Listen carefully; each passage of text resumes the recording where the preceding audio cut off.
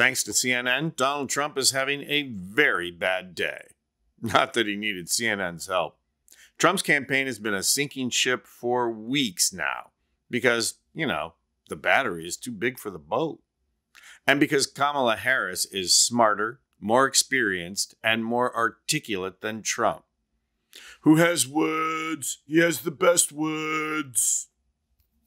Trump sat there last night and got schooled by two little girls.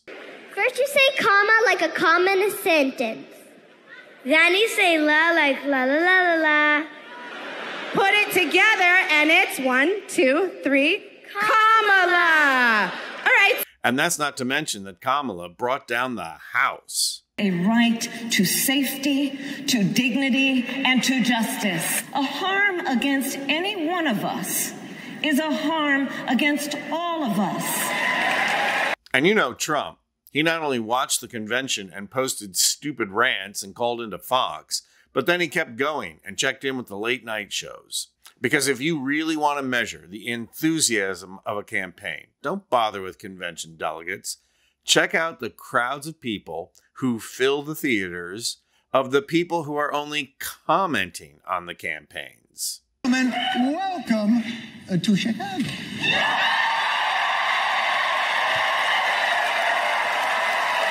We can see right there, we are live after the epic night 4 of the Democratic National Convention. Now,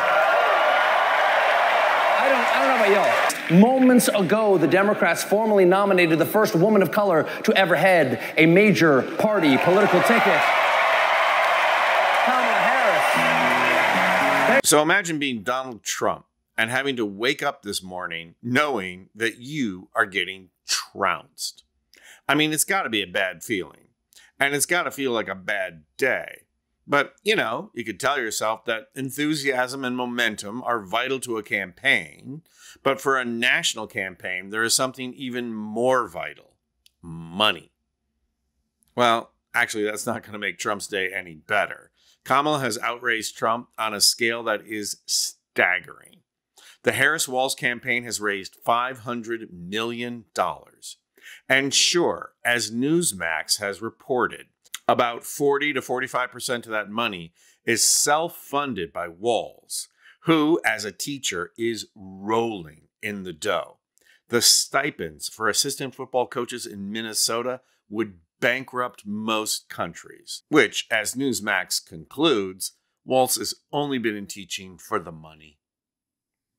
So you would think this day can't get any worse for Trump, but you'd be wrong, because CNN just reported new allegations of Trump grifting campaign funds. According to a CNN analysis of federal campaign finance data, Republican candidates and political groups are on track to spend more on Trump's businesses this year than any year since 2016. They do this by holding glitzy Mar-a-Lago fundraisers with stays at Trump's hotels and flights on the former president's private jet. Now, none of those activities necessarily break campaign finance laws, but CNN is also reporting this. Trump himself has been the biggest spender, both this year and over the last decade.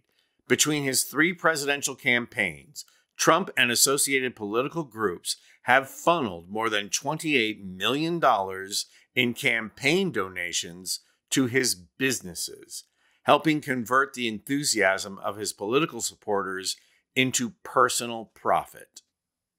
And if that's not illegal, it should be. But the most startling aspect of this grift is the following fact that CNN reported. Committees backing Trump drive most of the political spending at his businesses. Campaign committees and other groups backing Trump have spent more than 80% of the $35 million that have flowed into his businesses since 2011. Just 6 months into 2024, spending at Trump businesses is nearing the total for all of 2023. This graph vividly demonstrates the millions of campaign dollars that get converted into personal wealth for the commander-in-chief of the United States. Now look really closely at this graph, and you will see the tiniest little gray sliver. That sliver represents all the money flowing into the Trump business that are not related to Trump campaigns. CNN's reporting also shows that one of Mar-a-Lago's top political spenders has been Arizona Senate candidate Kari Lake, whose campaign dropped more than $100,000 there so far this year. What this report shows is what everyone already knows, that Trump's campaign for the presidency has nothing to do with American politics or government.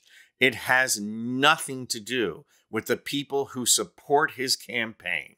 It has always been about lining Trump's pockets and keeping him out of jail.